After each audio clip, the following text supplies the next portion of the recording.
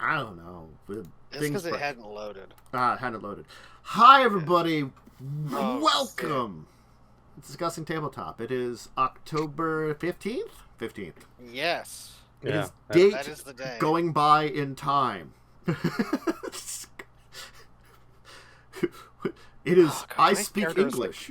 Buried in here. All these freaking summons. It's just a tab of summons. You're Why do I retired have to see characters. them? You're retired characters. Everyone Lightning has to might be looking for where Nat is hidden in Skulls and Shackles. Oh, I don't. God, why are there so many handouts? Island of Empty Eyes is You've just oops, all missed handouts. a lot of things. Jesus. It's all the images of Where- the horrible things they fought. You missed a lot of stuff. Mm-hmm. Oh my God, you must have buried her sheet because There's I a used to be able to retired find character section that I put everybody that's it. retired into. Yeah, sure. There is. I think that's where Rhea is. There's Yeah. just so many folders. hmm Adventure 1 stuff. Nope. That's too far down. It's like Yeah. right. Clearly, I'm too far down. It's a subfolder under characters, I think. player and nope. That character folder. Yeah. Okay. You might find it I eventually. I only see allies and player handouts. It might be under the allies as a subsection. Oh, there it is. It's under Allies. Yeah, allies. you have it under the allies sheets. Look, I subfolder to subfolder. So it's folders inside of folders. Ah, yeah. I'm like looking through freaking Windows install here. You know, I love the retired allies of these three dudes we literally killed. No, I don't think they're dead. I'm pretty There's sure the also- orc is dead. There's also two Jack Um, Scrimshaws. There are two Jack Scrimshaws. I don't think you killed the orc. I think think the orc was killed. he I might have been. don't. I think He might have I been don't- killed, but he at wasn't least killed by he may you. have died. He wasn't killed Anyway. by you, at least. I think. Hi everybody, welcome to Discussing Yeah. Tabletop. I've derailed it very hard. Yeah. It's fine. This is normal. Well, hey, I can derail things. I was complaining to Momo about this morning Yeah. in Pathfinder Wrath of the Righteous. Because I died to random encounters. What level are we? Classic. 11 or something? 10 10, technically. gonna be 11 soon. I mean, I'll probably come in at 11 because. Okay. Why are there so many CR20 encounters in the Abyss? 'Cause fuck you, that's why. Especially okay, Abyssal City, run by a demon lord who invites mortals in. So there's plenty of normal mortals there. How many of them can fight CR20 encounters? All of them. They're all level 20 characters. There's like just Yeah, normal dudes they're all running level around. 20 But fighters. me, I get the fight, you know? Yeah, you have to fight. Mm-hmm. You clearly didn't sign the agreement that they did, where they're like, hey, I don't mess with you, you don't mess with me, and we'll seal it in blood. My persuasion's like plus, like You- 40. Like I could be You like, didn't do I work for the blood. demon lord, and they could be like, oh, okay. No, they just attack you. No, you didn't Yeah. sign the blood pact. So well, it was like it happens a lot of times, and then when this weird humanoid that was called the Vampire Master showed up, and then after that, like 5 invisible vampires showed up with him, 2 like swashbucklers and 3 archers. It was just, fuck me. Wow. I need don't to make. remember that. I don't I need to remember that make in the AP. I'll be honest. I need to get just random like fighter and spy and just turn them into vampires so they have like Well, 18 in all their stats. I mean, Because vampires. according to the random tables of 5th edition, every farmer has a 25% chance of being a retired assassin, so... Oh hell yeah! Well, I'll just have a random encounter. You guys walking on the road. There's 10 different farmsteads you pass by, and one of them's like, "Hey, that's Shank. I'm gonna follow them and kill him. He was my last mission before I retired. I was 6 weeks away from retirement, and I couldn't find him." It's just so like stupid because I was saying like the story missions, they're fun, they work, they can be difficult, but you're on a story. When it's just you're wandering around and all of a sudden like, oops, incredibly difficult fight Yeah. out of nowhere. I'm like, why? Because it's a video game, not Pathfinder. And Yeah. it's bad. That's the problem. It's bad for video game mechanics. It's not fun. Like it's just why? So yeah, I got kind of beaten. So I'm gonna do that fight off of stream because I you didn't know, do it today. You know what doesn't have random bullshit encounters? Ah, Divinity Original Sin 2! I know. It's almost as if that's a well-designed game with a storyline that has all the encounters put in very interesting places. Oh man, I don't know about that one. I guess you can go fight people just around the city if you piss them off. I'm but, like, sorry, I can't see any NPC over the pile of buckets that walks in front of me. I do steal a lot of buckets. This is fine. Look, okay. Oh my god.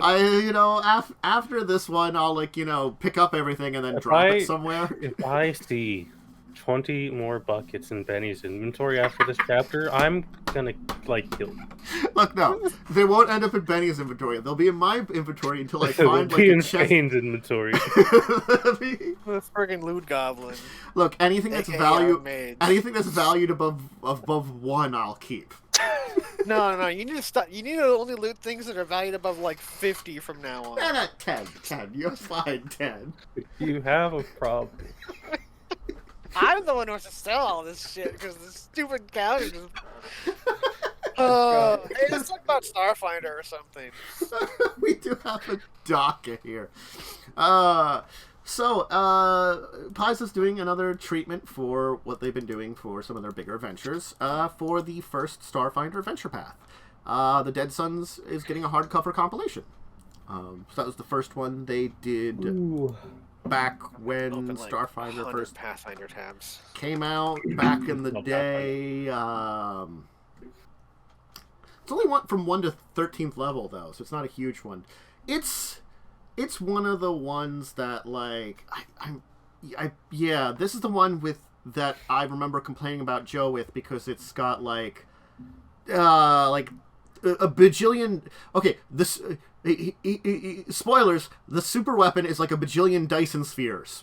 Yeah. Oh, I've heard about this story. Yeah, the event says 12 Dyson spheres. Yeah, it's like they channeled 12 Dyson spheres into a galaxy-destroying weapon or something, Yep. Because 1 star of power isn't enough. We need 12. You gotta 12. We have to mention how much it would take to build those. Yes. Don't think about it. Well, if you come across, think of Stellaris and how hard it is to build 1, let alone 12. No, there's just 12 other empires you waited for. You had them in 5 systems you couldn't lock down, just waiting for them to build the Dyson sphere, and then you took them over. And you just have to transport them all into a similar area, steal this star and just drag it over there. I guess once in a Dyson sphere, it's easier to transport, maybe? Oh. I don't know. You're fighting some shit cult that's just steals it. So. I mean, yeah, it's they're like, hey, these undead that there was a big war with before the start of this timeline. There's this cult of them that remains after the rest of them were like, yeah, we're not winning this war, and we're just gonna stick to our planet. The leaders of that one, and so there's these cultists that are like, fuck you guys, we want to still kill all living things, and they're like, it's not worth it, and they're like, nah, worth it. We're gonna go take over Dyson spheres. Yep. Oh.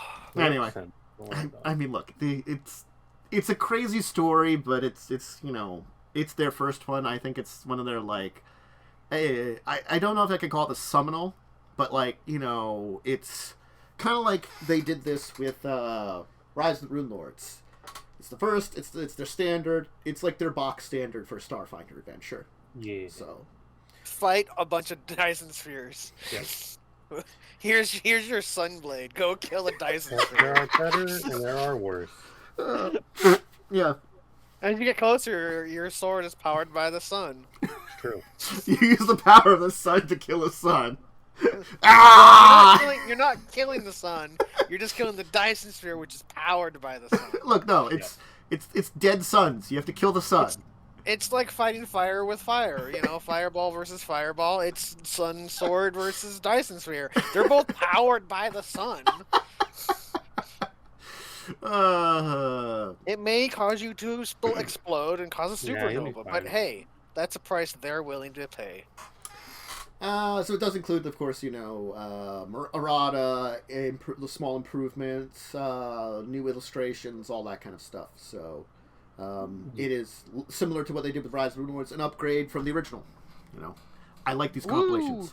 Honestly, it would be nice if they did more of these for some of their old adventures, because they could fix up some of these issues, like cough, cough, carrying crown. That is not fixable. I know. I mean, honestly, what you do is you just take the overall theme and you name it something different, and it's just carrying crown 2, Electric Boogaloo.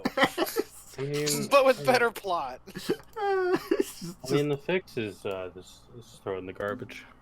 I mean, you could fix it, but it'd be like, effort. I mean, you just run the first adventure, go F off for like 10 levels, and come back for the 5th and 6th adventures. You use the first adventure to open your campaign, and then the campaign is something else, and then you end with the 4th and 5th, with the last adventure. You just do something else after the first book. You're like, all right, you guys did this. Hey, you want to go, I don't know, go on a boat adventure? For like a year? Just take like the Whispering Way and have them do something else somewhere, and they're like, oh, that crappy Whispering Way, that, or in Vrood, you know, and when you finally beat him, you're like, oh, you learn he's not the boss, then you go to the capital, where you meet up with the Palatine Eye, and, you know, hey, the plot is, good again. You just take the boss, and just make him a boss for later on, before you get the 5th adventure. Hey, sold. Or just make him a dude you meet, like, right away. He's just like, hey, he could show up to the funeral. Exactly. Gloat a little bit and be evil. Well, not like gloat, but, give some... Just do some things that seem a little creepy and weird or something. Be sussy, you know? Yeah. Be suspicious and like, stuff. Like you have all these people at the funeral who are, like, either, like, no expressions or sad because, like... The town didn't really like the dude, apparently. But then you have one dude who has, like, a grin of happiness. Like, he's glad this dude's dead. Yeah. That would stand out. It'd be real obvious, like, what's up with this dude? Why is he happy at a funeral? Yeah, it's a bunch of sad people, and then, like, the townsfolk are like, he's a necromancer. He's gonna come back from the undeads and stuff. And I'm like, no, he wasn't a necromancer. He's just he studied necromancers. He learned what they did. And then he ate them. For their magic. For sure, totally. Yeah. Anyway. Consumed them for their magic. Consumed them for their magic. I mean, he hung out with Ling too much. Or maybe he taught Ling everything she knows. Yeah. Exactly. Anyway, let's talk about a board game. This is a nice one. It's a little board game with animals and insects. And, this makes me feel nice about the world. Anyway, it's Life in the Amazonia. Build your own thriving jungle with wildlife, insects, and plants in a beautiful board game. It's a simple thing. It's funded. It's on Kickstarter. I see pictures of cheetahs. Probably they're supposed to be jaguars. Probably. I don't know. It looks like a cheetah to me. I think the spot patterns are a little different. Maybe. There's also a monkey there, and I don't know if there's monkeys in New World. Anyway, there is a jaguar in these cards. It is a jaguar, but the patterns that they use on the picture and the picture they're using of, like, real animals don't look exactly the same. I don't know. Maybe it's just me. Oh, it has a solo mode, apparently. Well, jaguars and cheetahs do look very similar. There's a tabletop simulator version of it. The prototype rule book is out. They have some how to play information out, so you can go test it out and see if you're interested in it. Then they 5 giant otters, 12 woodpeckers, 12 leaf frogs, 6 macaws, 6 caiman, which I think are a type of crocodile or something. They are indeed a crocodilian. Oh, there's only 1 sloth. Sorry. There's a lot of tricky pieces for this. There's a single turtle. Yeah, there's also 1 anaconda. A river dolphin, an anteater, and an armadillo. Yeah. Turtle. For all your turtle club needs. A lot of jaguars, though. 5 jaguars. That's only 5. That's still a good number of jaguars. If you, what's this? The promo pack, free for backers, you get a capybara and a harpy eagle. Neat. You'd be the most delicious animal known to mankind. It is a very delicious giant rodent. I'm just saying. It just sits there and becomes more delicious. And apparently they also break into herbalist shops and eat all their drugs. Yeah. Yep. Can't forget about that one. I can't forget that either. 65 will get you the game and all unlocks. I mean, it's got a lot of wooden pieces with nice like art on it. So I can understand. nice pieces. Yeah. So it's got a lot.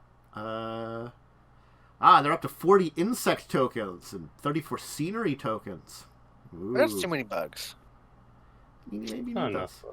It's got some resource tokens, seeds, aquatic flowers, trees. I'm just interested in like what you're doing to build this, and it's like, you know, it seems neat. There's a lot of it. So yeah. My God, the Kickstarter goes on forever. Oh, I closed it already. I just was like trying to get down all the way to the bottom, and it. Yeah, some Kickstarters just have way too much shit on them. I was scrolling for a long time. Yeah. God. So, yeah, like they give you shipping to all the different regions and stuff, and all these videos of people looking at it. All the information you technically should have. I guess it's true. You really do need all this information, technically. So, anyway, it's neat.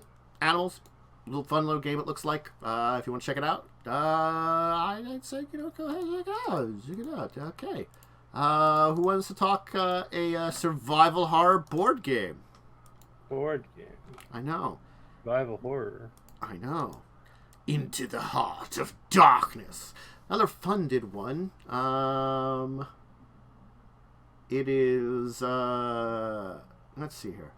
It's 1923. Richard industrialist Corin Rasler closed his mining business in the small island of Mora due to unexplained incidents. 1 year later, destiny has guided you back there on a small island in the heart of darkness. So it's a co-op game up to 4 players. You can also do solo. You're exploring the cursed island and surviving the heart of darkness. So there's like demonic creatures, weird secrets, and like other murdery stuff on this island. I'm guessing it's going to be a lot like Betrayal is, where like the different cards and stuff you draw depend on the scenario and how things are going and what you encounter. And that's the kind of dynamic, you know. Yeah. So it's got the replay value of you never know what like you're going to encounter and where and things like that. So you like find stuff, craft tracks, evoke rituals, stop the creatures coming in, combat them, all that kind of stuff. Probably got a little bit of that like Arkham Horror kind of feel a little bit too, but it feels like probably a bit, yeah, less Cthulhu-y, more demon-y, which is fine. It does have some Cthulhu vibes though.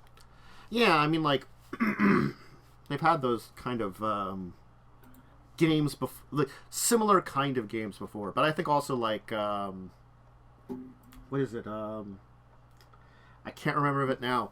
The board game that was named after the book The Thing is based on. Oh.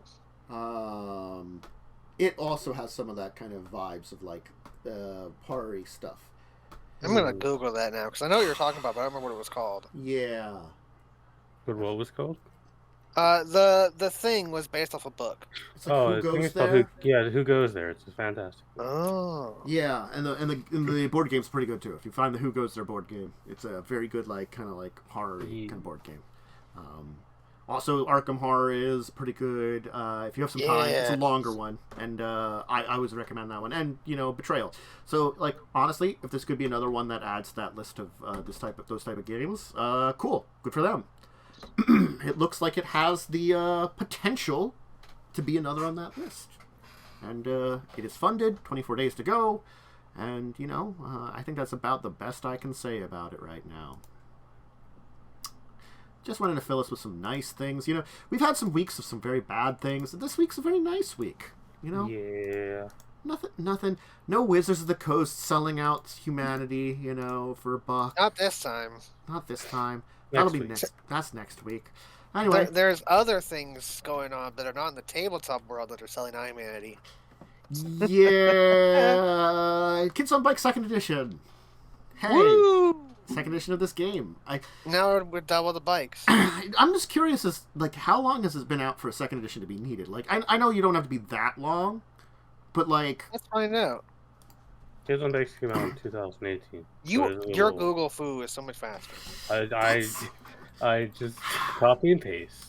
Well, I mean, I also am trying to level up a character on the side here.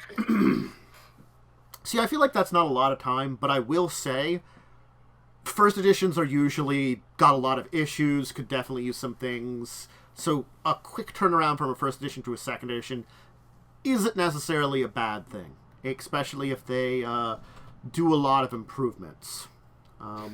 My question is just, like, the new edition means that we simply made some major improvements and rules clarification that enhance your gameplay perfectly with any first edition books you already own.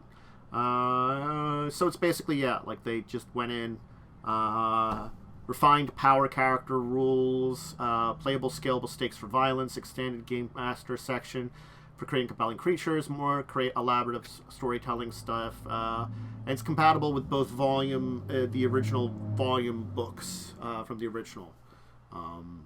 So it kind of feels like probably like a 1.5? I'd say it's more like, it probably feels a lot more like Shadowrun 4th edition to 5th edition, because those two were super compatible. Like 5th edition, like they're like, here's a 1-page form for updating anything to 2nd edition or to 5th edition, and I'm like, oh, okay, cool, that's easy. This isn't a lot of work to do. Most of it's the same, except for the character creation. And so honestly, just refining and fixing the rules a lot of times and kind of scaling things differently, providing more information, that sounds like I guess 1.5 would be more appropriate, but like I think D&D is the only people that actually do these like 1.5 editions. Yeah. Like everybody else is just like, we'll just make another edition. We're printing another book anyway. We're not going to confuse people. Well, I mean, to be fair, though, 3rd edition, nothing really changed between 3rd edition and 3.5. It was mostly just like, here's some extra things. There were some big upgrades. Yeah. The one thing I can always say is damage reduction changed for the better. Beforehand, there were things that had damage reduction like 30 plus 5. You don't damage that. They just made it, maximum damage reduction is 15. And we're like, oh, that's nice. Now it could be like weird metals and stuff. The same thing. It's basically the Pathfinder damage reduction system is exactly the same as the 3.5. Yeah. And that was an update. But there were other things that should have updated, like the skills that didn't. I'm sorry. 3.5. I'll have to like actually sit down and like take a look at comparison one of these days for one of these shows to be like, compare the two of them and take a minute to like remember the differences, actually. Remember. I mean, I think they also effort fixed a couple of the classes and gave them some more things so they were less shit. Like Monk and Bard, I think they improved in 3.5 a little bit. Ranger, 3rd edition Ranger and 3.5 Ranger were not the same beast. Yeah. 3.5 Ranger was dope. Yeah. So they improved stuff. And in this one, if they're improving more stuff, cool. And they got, different support levels. And if you just want the PDF, $25. Get you that. $35 will get your soft cover, too. It's not bad. So. This is one of those games that I know of a few people that played it, but I've never had a chance to play it or any of its iterations myself. I've seen it played one time. Other than that, I know nothing about it.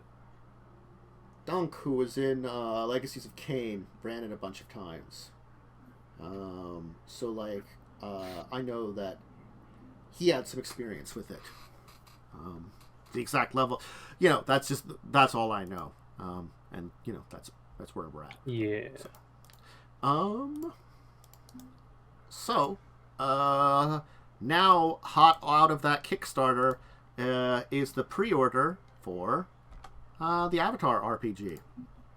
We talked about it when the Kickstarter was up some time ago. We've reached that point in time. While. I know. Where Finally out. Yeah, digital assets are going to be available on the 26th. So the pre-order is now, and the 26th is not far. So 11 days, you can start getting the role-playing game digitally, at least.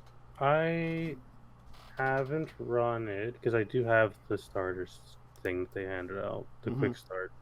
Haven't run it. I've read through it. It's pretty solid, and it feels like pretty unique. Cool. If anything, it's maybe a little bit. Some of the abilities are maybe a little complicated, but I mean, like, it's no more worse than some of the shit in Pathfinder. Look, sacred geometry is all I'm going to say. Yeah. No. And it's no more worse than some of the shit Pathfinder classes get. Sacred geometry, which is a feat that any spellcaster can take, and they can then hate your soul, or you. And then also word magic. Yeah, I mean, the good thing and the impressive thing about Avatar Legends is the fact that it actually feels like Avatar. That's from cool. Its rules. Hey, that's something that if you're doing a property, you want to capture the feel of the property. And that's a good thing. So, cool. Looks like the basic book is $25 for the PDF. So pretty standard PDF price right there for a big old book. Up on TriFu RPG. Like adventure as well. Yeah. I have the library bird from that one episode. I got another RPG up on Kickstarter.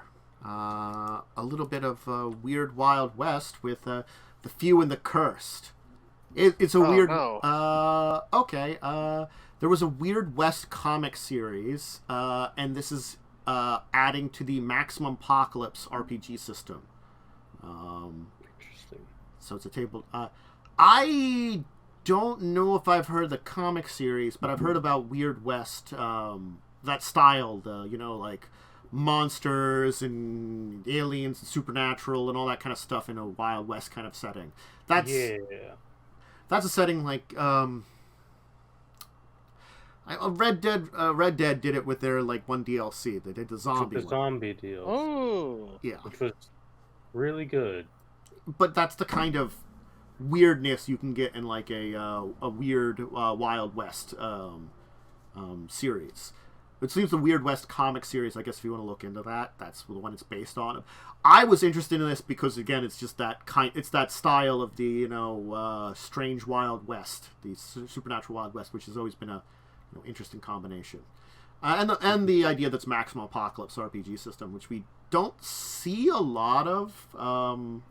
You occasionally see it. Who did Maximum Apocalypse? I have to remember. That was...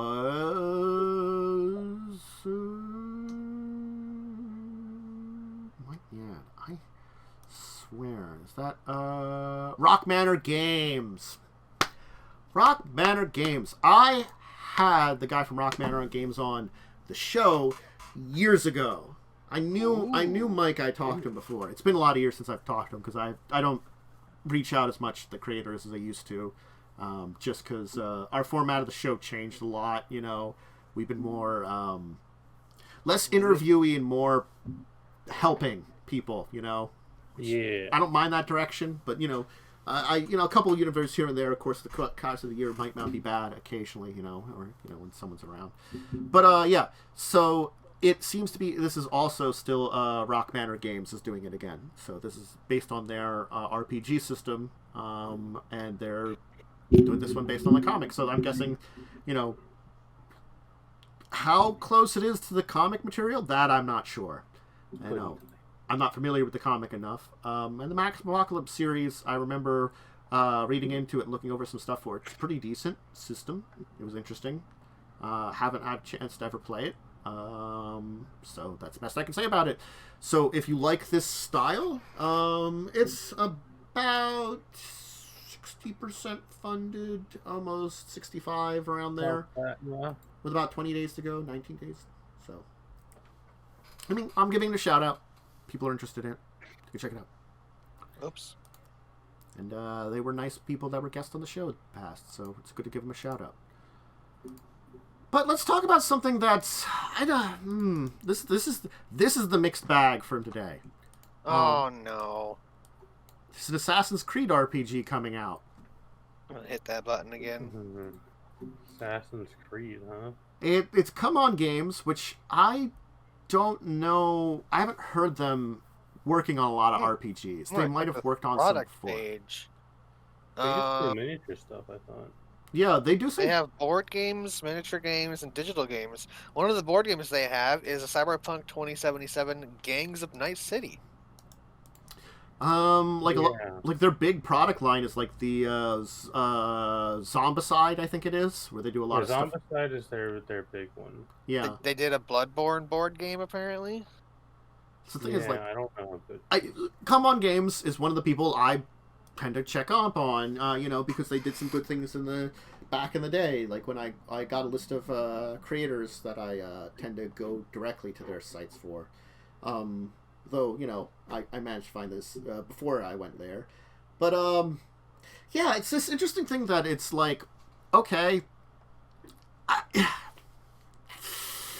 mean, I feel like out of a lot of the video games you could do, I mean, this one isn't the worst. I agree. The thing is, like, because it's historical, that is usually, it's like one of those things is one of the reasons I do like using a World of Darkness game is I can cheat and use the real world. Yeah. Even if it's historical real world, there's information on it. Like if I'm doing like one of the Wild West versions of World of Darkness, you can do a time period of your choice, and there's information on that time period. You could just be like, there's some assassins and some Templars there. Great. Woo! Yeah, I mean, that's basically what Assassin's Creed is. Pick a time period. Hey, these two groups are there. Yeah. Unless it's two new ones, which are RPGs and you fight gods. I don't know why. Yeah. They're not Assassin's Creed games. They're not Assassin's Creed games anymore. Yeah. I wish they just dropped the whole like, oh, you're from the future. Oh, you're in the memories. You're in the memory machine. I wish they would just stop that, honestly. Like, it was neat for the first couple games, but like... It worked for the first three, and then that storyline ended. Yeah. And now it's like, oh, it's just a thing everyone can do now. I mean, in 4 you were making a video game with memories, Well, apparently this RPG is based about that, because you create your descendant character, and then you also will create your ancestors for the time periods that you do. Oh, of course. Bad idea. This is better. I feel like this in an RPG format, it works better than in the video game format. Yeah, because you can make up your own story that isn't dumb. Yeah, or it can be as dumb as you want it to be. This is very true. I don't know. I don't remember the plot of Assassin's Creed. I genuinely don't. I haven't played those games in like 10 years. There was some, like, I haven't ever played any of them, but, like, I've picked up from, like, popular culture. There's some, like, future stuff where there's, like, descendants of, like, organization that I guess is evil? Question mark? No, I'm pretty sure, like, in the third game, you'd stop the sun from exploding or something. Yeah. What? What? Yeah, that's like a thing. There's like actual real gods in those games that you talk to. Well, I think what it like is weird. Is like some ancient not society of technology. They're not actual gods. It's they're the former people who lived on Earth that were mega advanced and made like godlike ability things, and then the Forerunners died for from some Halo. reason. Yeah, they're the Forerunners. Yeah, Desmond Miles, the character from the first 3 Assassin's Creed games, stops the Halo rings from firing. I'm pretty sure that's the plot. Yeah, and then he drifts off into space forever, and he never comes back to any other. Yeah, game they never need him, so they never wake him up. Yeah, he's just gone forever. He probably died. Well, the man has about every fucking ethnicity on the planet in his DNA, so... I mean, I'm going to say that is technically possible if you go back enough generations. It'd be one cursed-ass family tree, I'll just say that. Look, it's if you consider that, like, if you go back 10 generations, it's 2 to the 10th. That's a lot of people in your that make you up. I mean, like, with this, because they're obviously doing the modern time stuff alongside the memory shit. I don't see the modern time stuff being interesting. Like, nearly as much. If they just dedicated an entire game to be like a modern setting, and then the past was where you're trying to get clues for stuff for the future, then you could have like future tech stuff, and that'd be really cool. But no. Well, you could run that game because Ubisoft isn't going to make it. Maybe that's what they're doing in the RPG. That'd be cool. I don't know. You know, what? That's the question is, why are you making your modern day character who travels back in time in your own memories as a... Well, because the thing is, you're doing it as a team, too. It's like, all right, team, we got to go back into our memories because we all... We all somehow have ancestors who knew each other, apparently. Yeah. Apparently. You know, don't think about it. You know, maybe that's why you were all recruited, because you've got a bunch of ancestors who lived with... Maybe you're all strangely related. That's what I could... You're playing a family. Well, again, like, it could just be... But that's the thing is... Family is. Wouldn't you just be related to the same guy then, and then you're both playing the same guy? Yeah. Or go you just fight for control over the dude. That's the RPG. Like, it's just... I'm curious what they're going to do, but there's a lot of very silliness to it. Like, I gotta be honest, it might just be better to skip out all that future stuff and just be like, you're assassins in a timeline. Yeah, I mean, like, the games get weird enough, right?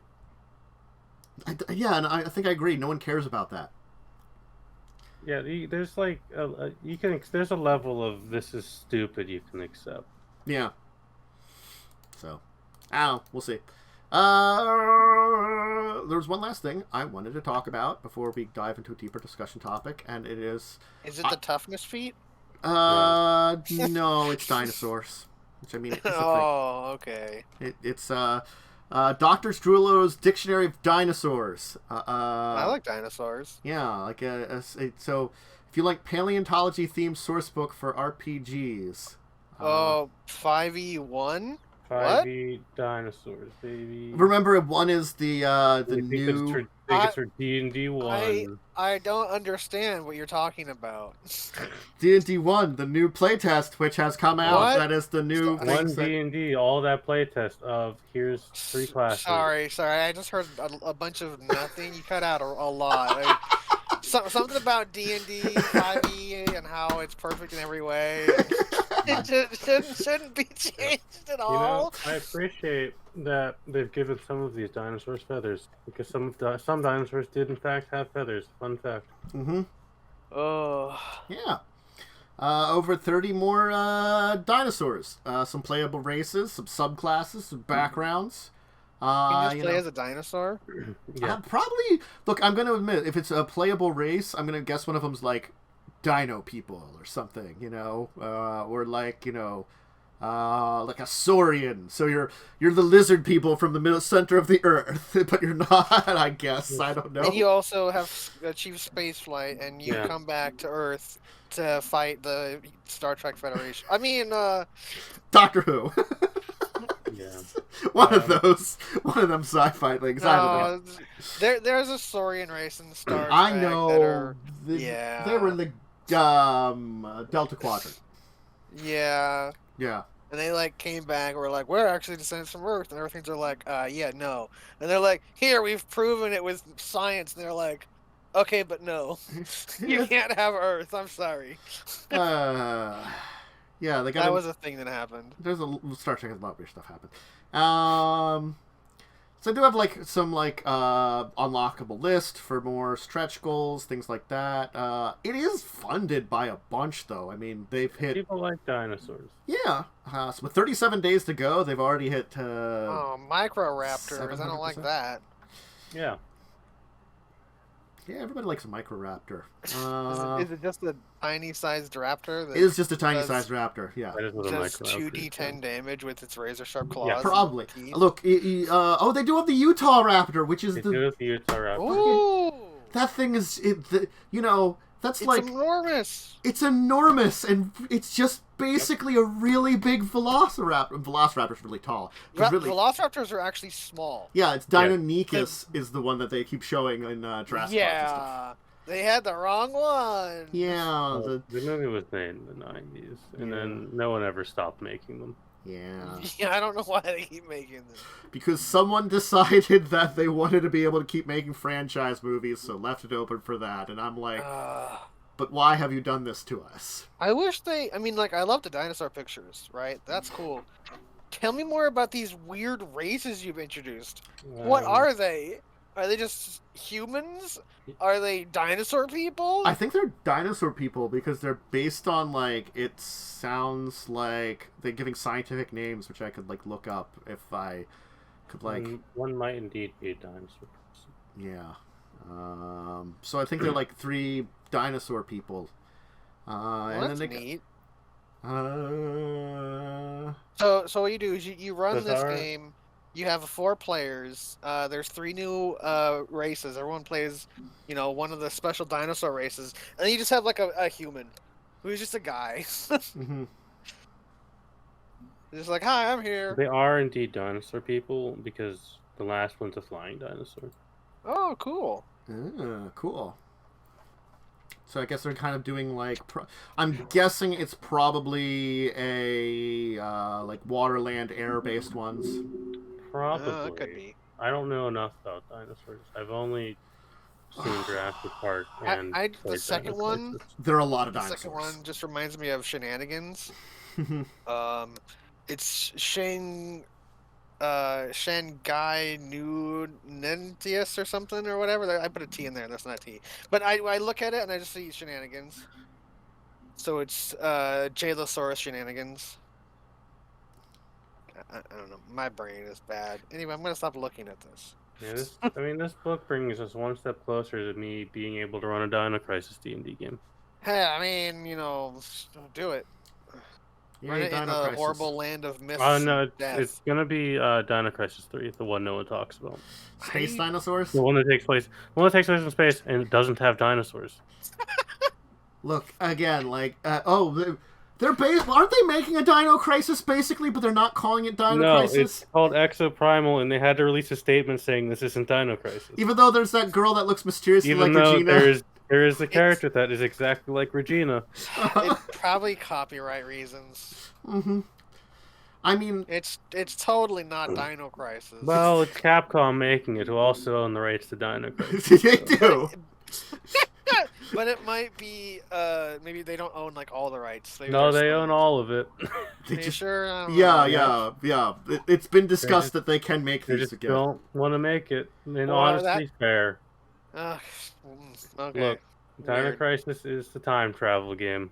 It's a time travel game with dinosaurs and a survival. Look, actually, it's like, I have to admit, I would love to... The second game isn't even a horror game. The second game's an action game. But the thing is, it's fun still. The second game was great. Yeah. It's like Alien and Aliens. This is Dino Crisis 1 and Crisis 2. If we ignore the third game, which everyone should, Dino Crisis is a perfect series with no flaws. Just like Dungeons and Dragons 5th edition. Exactly. Flawless in every way. Look, Dino Crisis 3 had some decent things. It just wasn't really a Dino Crisis game. Dino Crisis 3 is fine, except the camera is the worst camera I've ever seen in a video game. Worst camera, and it's not actually a Dino Crisis game, but otherwise it'd be fine game on its own if you just...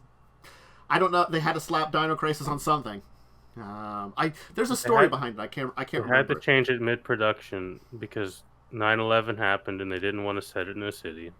So they made it in space. So they had to change the game mid-production. Oof. Which usually means your game is bad. Yeah. But anyway, there's a bunch of things unlocked, and they still are working on some stretch goals. Some more, they've got like some digital dinosaur models, some enamel pins, a raptor folk and a ceratopsian folk are some races if they get to 1100 whatever. Is that pounds? Okay. That's Great British Pound. Yeah, they could do that. Honestly, they're 37 days to go. Pretty good plan. So anyway, like dinosaurs, check it out. I mean, that's the best I can say about it. Who doesn't like dinosaurs? Honestly, they're cool. Mammals. I don't know. I mean, they D&D doesn't like dinosaurs because you can never fucking use them. I mean, you can just, Hey, I found a loophole to put dinosaurs into a certain world setting, alright? But that doesn't mean anyone's seen them. I mean, it's like Pathfinder's just like they didn't go extinct; they just live in this region. We saw a dinosaur. Yeah, technically. The continent where you're off of has dinosaurs on it. It's the last continent that has them. They went extinct everywhere else except for that continent. That's the rule. That's what they said. Like 2 Triceratops or some shit. I need to make Ling so that we can go there and I can kill and eat them. I think they're gonna tame them and have them just as, something. I must consume them. You have to hire druids on now that can tame the pterodons and the triceratopses. I will consume them and gain their powers. Ling is now a druid. They'll help defend the land. Yeah. She doesn't get her shapeshifting from seeing animals. She gets it from consuming animals. Look at that shark over there. I'm gonna eat it. Isn't it really poisonous? Nah, don't worry about it. Oh, God. Okay. What's a good topic for today for deeper discussion? I'm looking at this list here, and I'm just thinking of which one. 5th edition D&D is a flawless... No. Enough of that. Okay, you know what? We're just going to use this one here. Sure, this is a fun one to talk about. Because, honestly, it comes up here and there. So let's talk about the environment of combat. In which, by environment, I actually mean the environment your combats are in, because it's a part of your combat. The combats you do. And it's an important thing to do correctly. Because you can just shaft your players by having a really bad environment. Or make your characters have a huge advantage, too. The same difference. Yeah, like if they start up on top of a hill and it's like, you see the enemy and they don't see you, and he pulls out a sniper rifle and he's an assassin and it's silence. It's like, well, you kill everyone. Good encounter. Yeah. In the same way, like having your enemies be surrounding you and have a surprise. The thing is, like, yeah, they might have a surprise. Where are they surrounding you? If they're up on hills, they can ranged attacks from below, and it's more difficult to get to them. Or an airship. It's the environment in which an encounter takes place in screams a lot about what's going on there and what the difference is. And the thing is, an environment is as much as you make it too. Like, sure, we're on an airship. Mm-hmm. How much do you do with being on that airship? Because you can do a lot. You could be like, there's a lot of clutter around because of the ship, and you could have these areas here are difficult terrain, and you can't go by this thing here, and there's climbing over this cannon would be difficult terrain. And there's these ropes here and stuff like that makes it difficult. Or you could just not do any of that too. Yeah, there's also falling off and dying. Yeah, because we tend to use encounter maps. Adventure Path use encounter maps, right? You have the map in front of you. That's not the whole map. It's often undetailed. Yeah. And I don't explicitly describe everything in a room for a combat, but if a player asks me, like, hey, what's around me, I'll tell you what's around you, and you can use that to your advantage. Yeah. And that information that you get... I gotta ask those questions, when players often don't. And, it's the thing is, too, it's where, you can plan out an encounter that can be... You can make it more difficult or less difficult by the build of the encounter. This is one of those things that I always have actually praised. Honestly, I talked about it before. 4th edition does it very well. 4th edition builds their environments as an important part of the entire thing, of how your encounters work and such like that. If I'm playing in a 4th edition game, the map matters, and map stuff matters. Now, granted, they specifically built it in a way that makes that environment matter more. That's the system. But even if you're not doing a system where that's true, certainly you can do that in anything. I could do that in a Pathfinder game. I can do that in a 5th edition game. If I'm throwing a map out there and having it that You know, it's you know, a kitchen, and you know, maybe your characters end up in the cafeteria area, and they're low. You know, your first level characters. There's a bunch of goblins in the kitchen, and they're throwing random stuff. There's things like you know, you do have to go around somewhere or climb over this like whatever, like the thing that's blocking the way, because it's like a cafeteria kitchen kind of area, you know. And so you're dealing with the improvised weapons before you're getting them into melee combat range, and that's just the situation, and you're building it that way. And there's plenty of stuff like that I can do to make it. And the thing is, it can make an encounter more interesting too. Yeah. Like something that environment-wise that people don't take into consideration is light sources. Mm-hmm. And the fact that there are a number of spells that remove light sources. Yeah. If you're fighting a bunch of humans, remove light source, they can't see you. Yeah, light source is a critical thing. Fog spells. Mess around with stuff too. You know, anything that conceals stuff can change the environment. Yep. There's plenty of magic. Lighting is something that is very important to describe, because all aspects of at least 5th edition rely on light level to some degree. Yeah. There's a lot. And, you know, it's one of those things that I'm always glad about something like playing with, using the Skulls and Shackles Adventure Path. They give me lighting a lot of areas, and most of the time, the lighting is fine, you know, and I don't have to worry about it. But otherwise, it's sort of like, it's dark down there, what are you planning on doing? Who's got dark vision? What are you doing for a light source, you know? Man, I have dark vision. And I mean, like, honestly, like, just saying, like, I have a rock with light cast on it in my one hand. Yeah, that's enough most of the time. It's enough most of the time. You know, or, like, I make my sword glow or something like that. Those are fine things to say, and they, you know, but again, it's like, that light then, enemies can notice it. You know, it's like you've changed the environment, and things in the area might notice you then. You're not being stealthy because you want to be able to see. Oh man, imagine having stealth. Oh my god. Yeah, I mean, this is an advantage that Theater of the Mind will always have over using detailed battle maps, is you can in more detail can describe an environment than looking at a picture. Yeah. Right? Like, a picture, sure, will have a hallway and, you know, lanterns and stuff, but is that hallway crumbled? Is there debris you can hide behind? Are there, like, you know, can you grab the light source and yeet it across the room at someone? You can do that. You have better to in Theater of the Mind. You have to put a lot of work and make the maps yourself. Yes. If you want to have a map with that much detail, which is easy because at a glance anyone can know that, oh, is this cover? And you'd be like, yeah. As opposed to like, hey, is there any cover? And the DM has to describe the whole room. You know. It ends up being this like double-edged sword, I think. You know, that certainly Theater of the Mind, it's a lot better for that.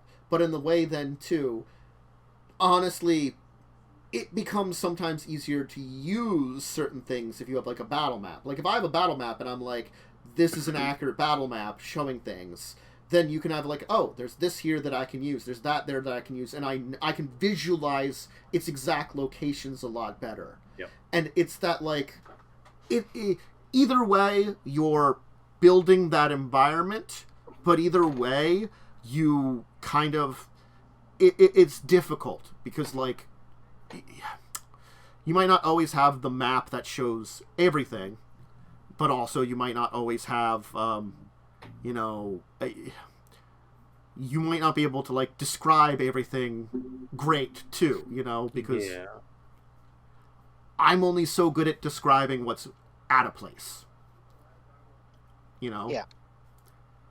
How good is that? Is it good enough? I don't know. It's a tough question sometimes. But you try, and you try to give it all. So, Speaking of environments, environmental effects. Are you finding a burning building? Yep. Is there a bunch of smoke inhalation that you're taking in, and Yep. you're having to make checks to make sure that Mhm. you can stay, not breathing the smoke? Are you holding your breath? Are you underwater? Oh yeah, underwater. Don't you love underwater combat? Underwater. I mean, it's underwater's fine. Just have a swim speed. Uh, Yeah, it's a swim speed forehead. in a volcano, Yeah. in a frozen Arctic or something. Yeah. Like something that is going to come up in the Thursday game I run. It hasn't yet. You guys are in a cold and snowy place. There's ice, lots of it. You're Oh, gonna is it have gonna to be in the Van combat. Gießen? Yeah, not to that degree, but in some combats, you're gonna have to deal with shit like snow blindness, Mm-hmm. thick snow, ice. You're gonna have to deal with that kind of stuff, right? On the ground, I'll let you know in a combat by describing it when that's gonna come up. It hasn't come up yet because you've mostly been exploring a forest where it has cover from heavy snow. Hell yeah, go Forest. It and then think about this, like the forest. Already, you're of environment that changes a lot of things. It might have underbrush that makes it difficult Yep. to travel. Hey, line of sight's cut by a lot. Yeah. Even if you do notice something's there, range. Yep. You know, Like being in a blizzard, like actually being in a blizzard, you might only have like 30 to 60 feet of vision. If something's beyond that, you can't see it. It doesn't matter what your perception Yep. check is. You can't. adding Unless you have like some special vision, like heat vision or magical vision or something. weather can be a big part of it too. As you're saying with the blizzard, could just be raining out. That has an effect. Mhm. Yeah, rain does it too. Yeah, Not to as much of a degree. many weather effects are built into these systems mechanically. Yeah. It's all about making your entire thing feel alive, though, too. Mhm. I think that's an important part of it. If your game world, your adventure feels more alive because there's weather happening, there's, environments that feel alive, that's describing the room. But the thing is, when it comes down to encounters and combats related to that description, there's a lot of stuff to that. And that can have a profound effect. Yeah. And, it's important. It's important to figure that out and know what you're doing. And I think, again, it's one of those things that I always see the environment of the battle. Like I tend to keep a lot of things simple. I gotta be honest. Think about like the encounter with the jungle treants is a great one. Mm-hmm. They were in an area that was kind of cleared, so there wasn't as many trees and stuff, because that was like they were hanging out in the area they were pissed off about because of, what was going on with the Cyclopses. Cyclopses had made a bunch of vessels and stuff. And, that pissed them off. That's a good reason for them to be angry and stuff like that. Yeah. It's just I could have done a lot more with that, but I chose to keep it simple because, again, like, does your encounter need a lot of difficulty? Does it need a lot of stuff? It's also that thing too. You can go too far with your descriptions or your you can go super deep in many aspects of your environments for combat. Like, you can put fucking real world military tactics in your game of they're attacking you from the direction the sun is rising, so you have difficulty seeing them. That's too many details, and that's not fun. Yeah. Certainly there are plenty of things that could make it fun. Like, maybe you notice that there's a group of goblins watching the road up on a ridge. If you go straight on the ridge, it would be difficult to climb the ridge, but you could kind of make plans out for like a way to either avoid them or something. This is something that it's like, oh, they have a distinct advantage. How can we remove this advantage or something like that? Or these things that you Rocket can. launchers. Well, that depends on your game. There certain probably would be rocket launchers in certain games that would. I mean, what's the rocket launcher if not a fireball spell? I mean, if you're fighting goblins, you're probably first level. I'm gonna be honest. By the time you're 5th level, you're probably not fighting goblins. or they're like probably like using like really superior tactics to ramp up They're their super CR. goblins. Learn the spell Power Word Kill Goblin. It's specifically just for goblins, and after you've killed all the goblins, then it's not useful anymore. But you have it. Oh, how much hit points does a goblin have? Could you just kill them with magic missile? Goblins are like 10 hit points. So you require a couple of magic missiles at least. Damn. Yeah, I know. They're pretty tough. Yeah. That's the thing that's why, like, it's one of the reasons that I feel like, I'm going to say, 4th edition was harder to run also, because it relied too heavily on those environments, whereas something like 5th edition or Pathfinder, again, they're a lot more optional. Certainly, there's a lot of like abilities and effects that your characters can do. That's important to kind of know where everything is. Like, if I'm casting the haste spell, I have to know where everybody is in response to me, or how close they are to me. How many of them am I capturing? How many am I getting in my haste? On the other hand, if I don't have a map, if I'm just doing Theater of the Mind. On the other hand, like if I'm doing a fireball, same. Is my friend in that fireball? Like, when I'm using the map in Pathfinder for Buccaneers, it's very easy to see and measure, oh, hey, that guy's in the fireball. If not, I just have to be like, it's relying on me being like, well, is that guy close enough? Is that guy not close enough? Can you do that? I have to ask those questions and basically math them in my head at the time. So again, that's one of those things about the environment where DM's deciding that either way. It's like if I made that map on my own, I'd have to decide it earlier or later, and maybe that thing is, I feel like sometimes that's why a map is sometimes better too, because if it's that earlier point in time, I could make that decision, and it wouldn't matter if there's a fireball or anything else. I made a decision just for room space and stuff like that. That's why I think the maps that are often provided in Adventure Pass that are, here is room empty, but here's a text description of the room. I think those are the perfect in between for those battle notes, because you have the tiles so you can count out what you're going to affect your spell, but you have the advantage of Theater of the Mind if you can describe the room how you want it to be. Yeah. And the thing is, like, I feel like that's the thing is it's hard to capture sometimes too, is pre-written adventures oftentimes do have those empty rooms where it's just a description and there's nothing really there. The point of that is it adds life to the place, but you don't want it to be too much. Like, if all the rooms are empty, that's not fun. But like maybe like there's this room might have some treasure in it, this room might be empty, that room might have a counter, that room might have a trap, spicing up like what you do. There's a bunch of these different rooms and what you find there, that can do a lot. One of them has a simple puzzle that requires a 3-year-old to solve, but you're fresh out of 3-year-olds. And this is like coming back to the environment as a whole a little bit, but like a lot of times these maps, the primary use of them is honestly combat. Yeah. That's the critical point of a lot of times these maps that we create, or like a map of your exploring. Why is it there?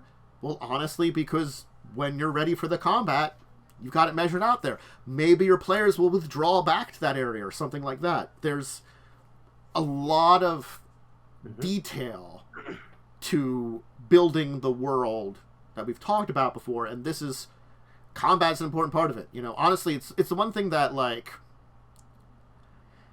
it's not impossible, but it's very hard in a lot of systems to not have combat unless the system is built for it. Like, there are systems built for no combat. Certainly. World of Darkness. honestly, like Vampire, especially. Vampire, you can get away with no combat in Vampire.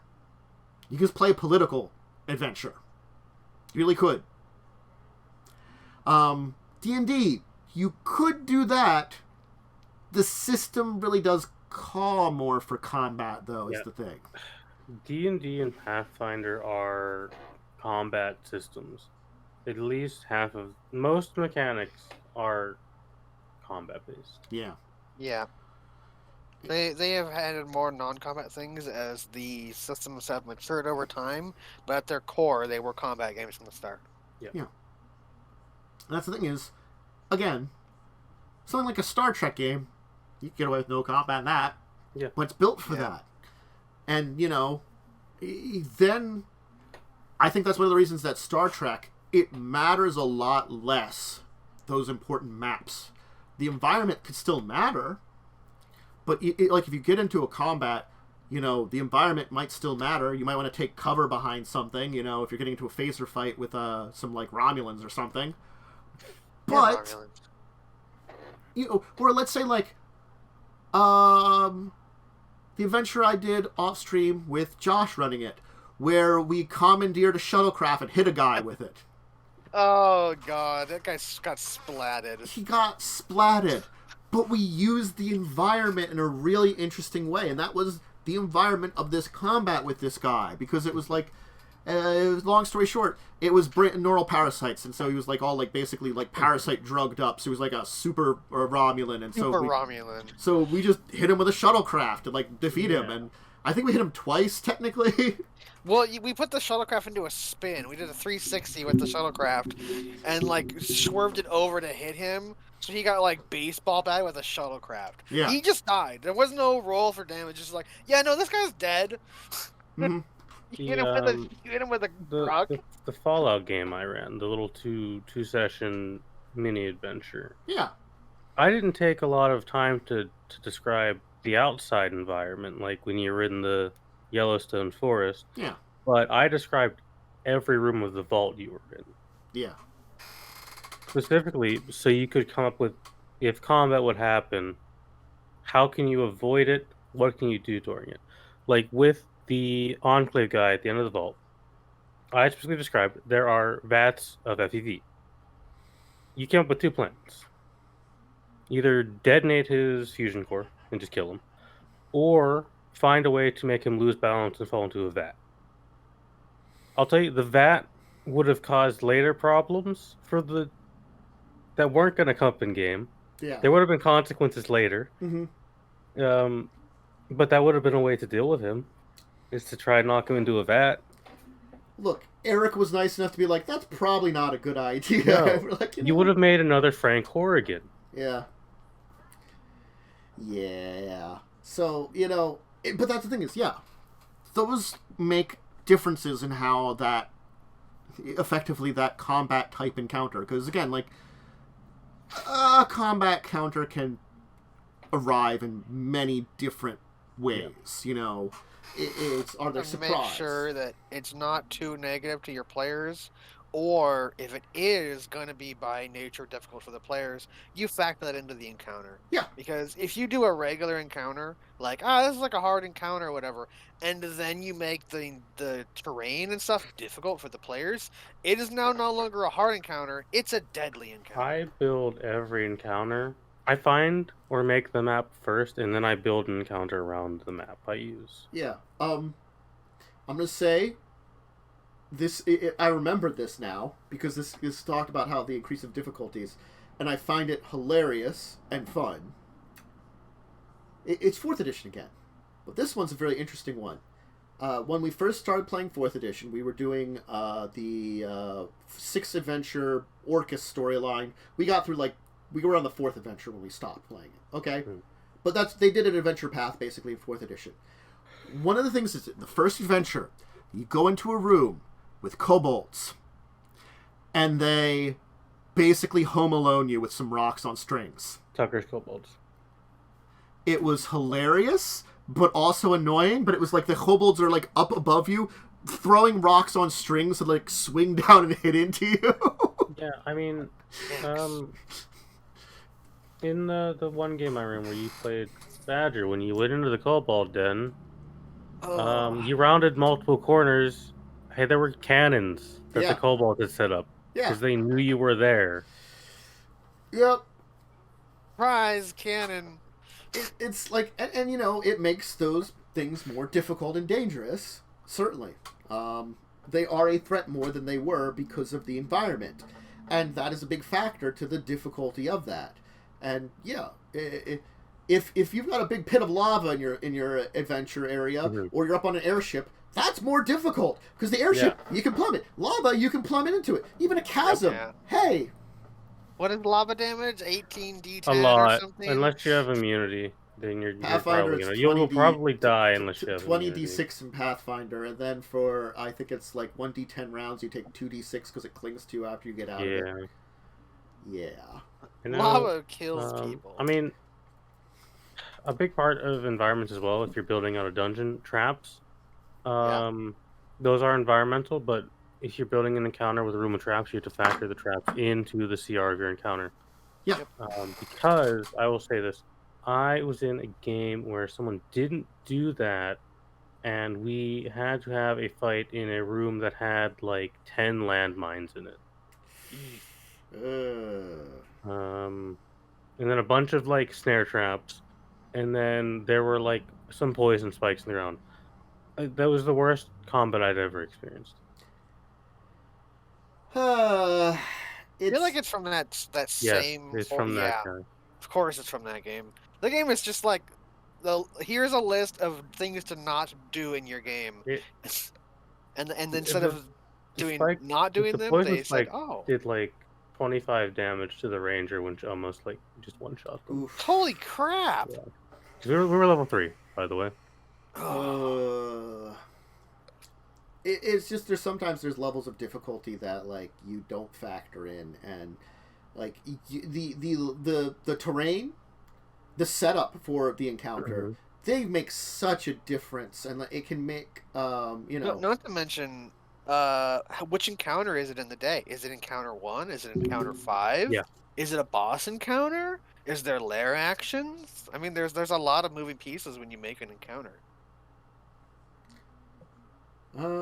It really is pretty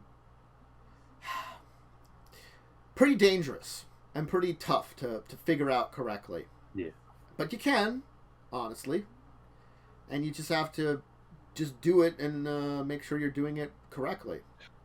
I don't think I've ever made a truly awful encounter in most things, because I plan my encounters out like up until I'm running them.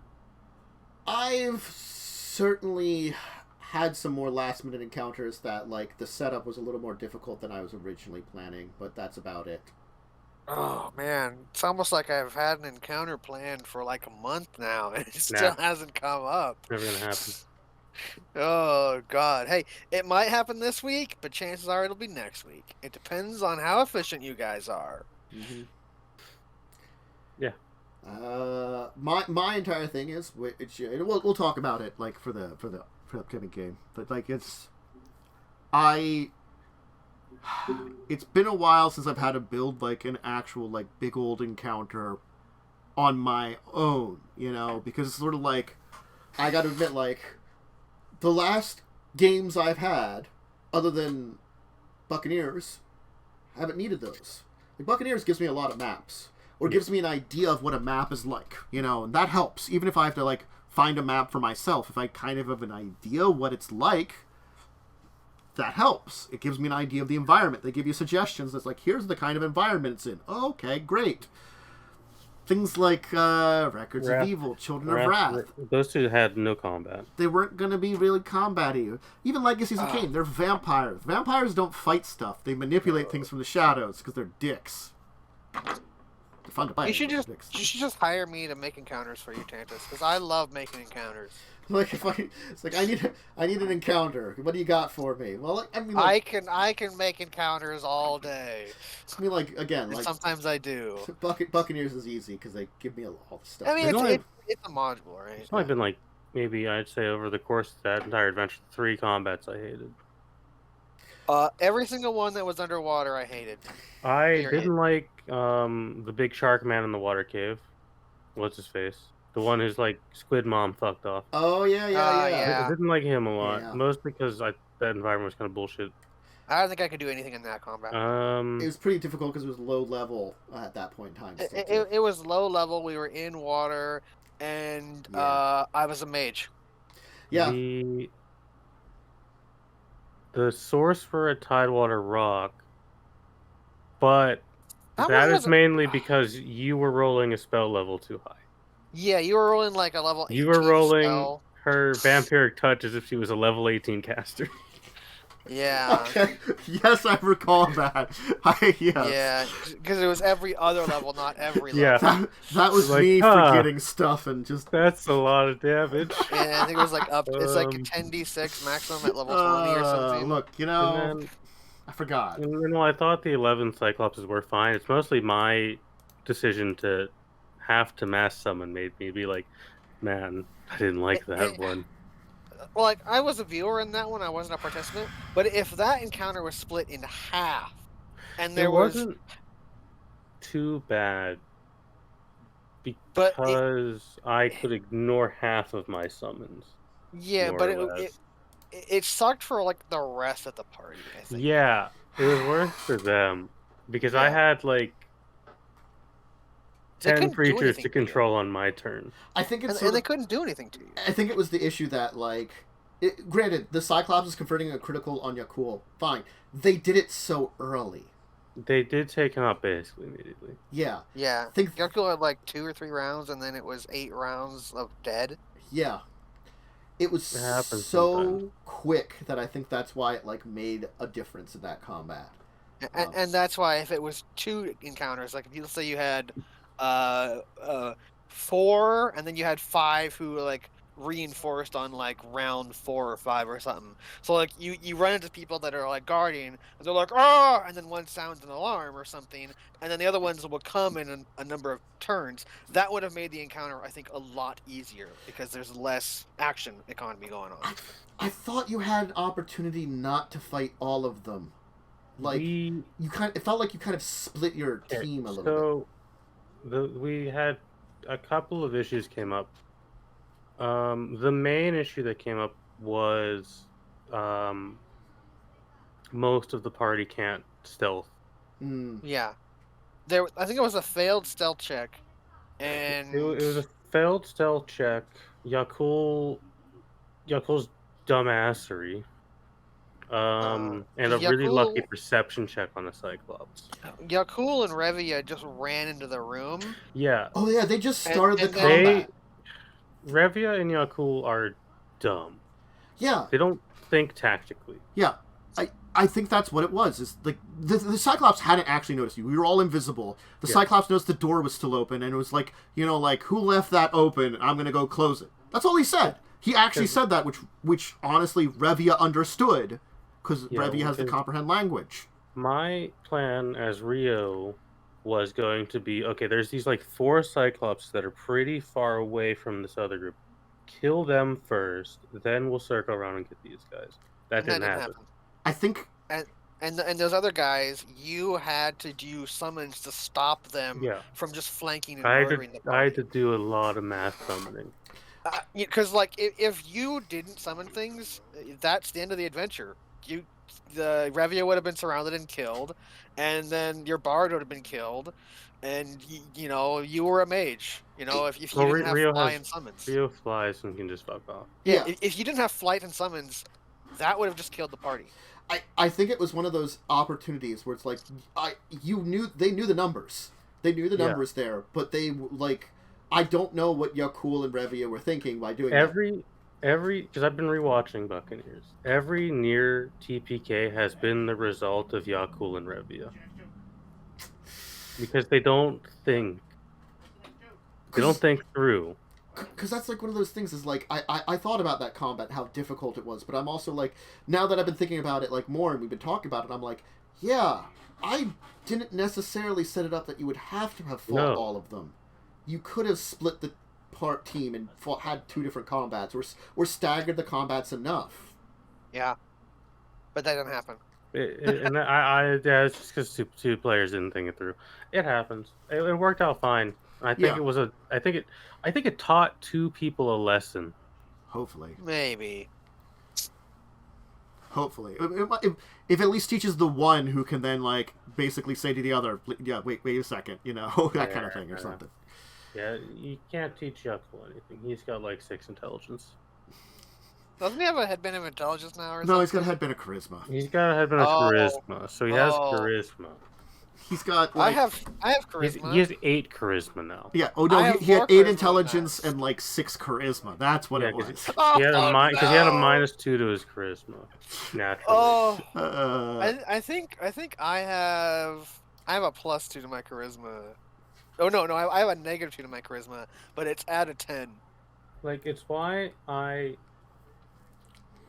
would have just been like, man, we should just wish Yaku like a +4 headband.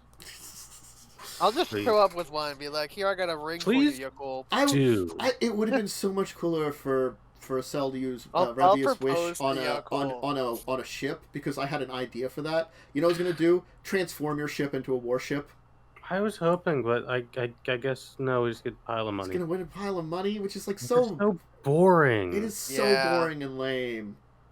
Give me the wish, because I'll wish to be a super demon. Misty needs to wish. Like, that's why I actually kind of want Jacob to wish for, like, a girlfriend, because that's interesting. It's interesting and kind of funny. Yeah, that I was like, come on, like, just don't just, like, even the ability score up would be more interesting than just money.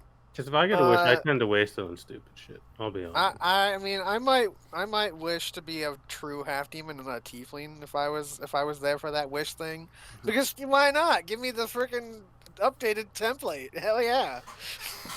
Just become even stronger. Yeah. I mean, there'd probably be some consequences, but that'd be interesting. I'm already a horrible monster. Yeah, You can explain away your horrible monsteriness, though. Yeah, when you're half demon, you can't.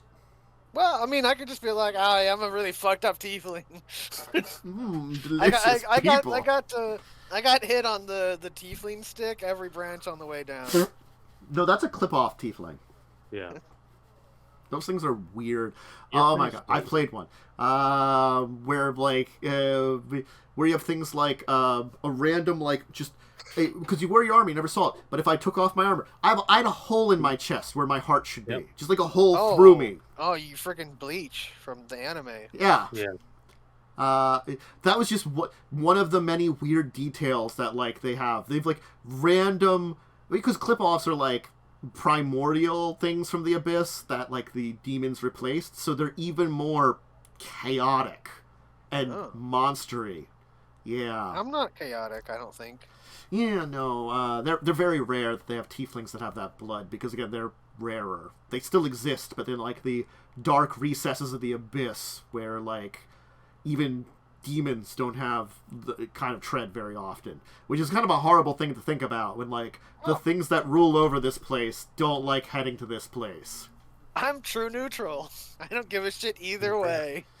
But yeah, I don't know. I think that's kind of it for environments. Yeah, I think that hit a pretty good on how everything is kind of set up on that, and how, like, consider carefully the environment you're using for your encounter. Whether or not it's going to be a minor effect or major effect, consider that. Think about it and implement it correctly. Yeah. Read all the extra rules, because there's a lot. Get familiar with environmental rules of all kinds. Especially Pathfinder. Pathfinder's like, oh, you want to use environmental rules? Here's 3 books. I don't think it's quite that bad, but at least it's a lot. There's 2 books. There's like 2 books. There's the combat book, and then there's the core book. Yeah, and honestly, they will give you stuff like you can check, like, read up on weather, read up on specific, like, terrains. Yeah, and it literally just says the players have a minus this in this terrain. Yep. Or, like, bonuses to this. 5th edition does that a little, but I think Ghost of Saltmarch introduced some of the penalties for weather and stuff, which was neat. Yeah, 5th edition more relies on disadvantage than raw penalty. Yeah, I'm probably gonna do small penalties depending on terrain, which I can't talk about until you guys do the stupid dungeon. I No, I want to refuse. run this dungeon. No. One day. uh, Maybe I can get them to do it. Probably not. I'll be honest. we'll see. We'll I mean, see. it's the next thing. So How was our week in tabletop? I don't think Had a week. we do anything on Saturdays, but you No. folks have a Sunday thing. Yeah, Lightning, talk about your Sunday again. I don't remember what he did on Sunday. You freaking did nothing, and then you killed a bunch of people in a warehouse because they didn't want to let you in. That's basically what the session was. Not really, but all right. You came back from the forest or whatever with the 3 bandit guys, and what were the remains of one of the bandit guys. You like had a leg or something, which I don't remember if you gave to anybody. I did. Okay, I don't remember that happening.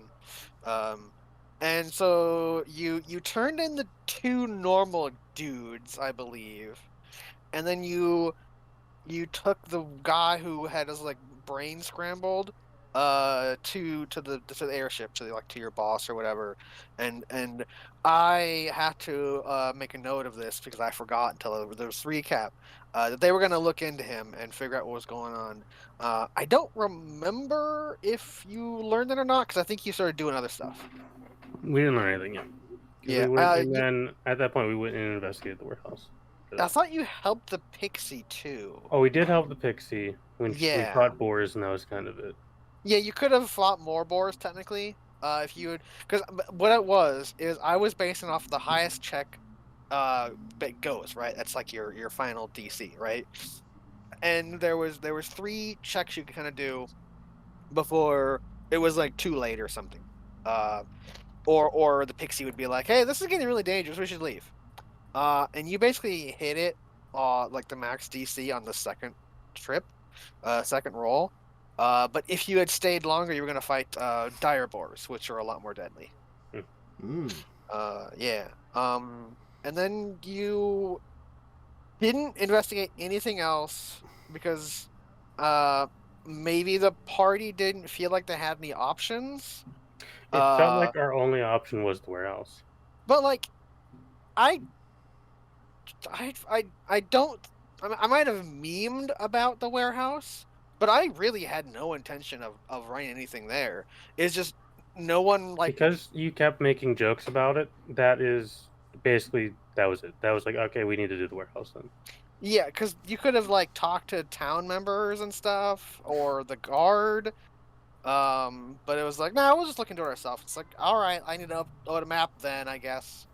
And so, because I had an idea, like a loose idea of what would happen if the party went there, and I had changed it from being like a big super encounter to being something a little bit smaller. And some morons. Well, first of all, you tried to stealth in and got like a nat 1 and opening a door. So like the door squeaked and the people were downstairs talking, so they heard it. So you just ran away after that, and then you came back like you didn't come back the next day. You came back a couple days later because you had a long rest to like plan something. And then you came back like at like the crack of dawn or at night or I can't remember exactly when you came back. And morons answered the door, but you fought horrible rat monsters before then. Yeah. You fought legendary rats who killed one of the people who was on lookout and was eating them. And that was fun. And then the stupid idiots were like, "Oh, we're not gonna let you in." Now I must have not heard this because basically they were saying, we don't have to let you in, because you're no one. You're just random people who showed up. And I guess Cell was like, I'd show them, ID or whatever. Yeah, Cell did say that. But I missed it. And so rather than try and have it like get escalated, I had this one lady show up. And she was basically just gonna talk to everybody. And then the party was like, "No, we're gonna kill these people." Well, Cell decided that. Yeah. And so, like, a combat happens. So it's like, okay, well, let me just throw some more things on the map here, because it's not just these 5 people in here. Yep. And she got webbed. She failed to save, and then, whoa, legendary action or whatever. She made the save. Yep. Even though I don't know it would matter, because you can still cast while you're entangled, or not entangled. You're... What is it what the web does? It's Restrained. Restrained. Yeah, you can still cast while you're restrained. Yeah. So it wouldn't have made any difference, and then, you know, she would have been outside of it, and then she wouldn't have been restrained anymore. And then she just freaking ran away, because she's like, I'm not going to fight you crazy people. And no one said they were trying to keep people alive. No one was like, I want to just knock these people out. So, from what I heard, you basically just kicked in the door and then murdered all these people. Sounds about right sometimes. A lot of that came down to miscommunication. Yeah. And that's basically how the game ended. It's honestly fine. I mean, there's ways you can get information from this place. Yep. Anything on a Monday? No. I haven't joined that Sunday game yet, but I have a character now. And I will theoretically have a session 0 of a Traveler game, and I haven't made a character for, and I have no idea what I'm going to do yet. Like, look, just play a goblin. I don't know enough of the rules. That's the thing too. Is like I'm thinking about it. And I'm like, I have made a character in something that was like Stars, or because it's basically Stars about numbers. I made like 2 Stars characters ever.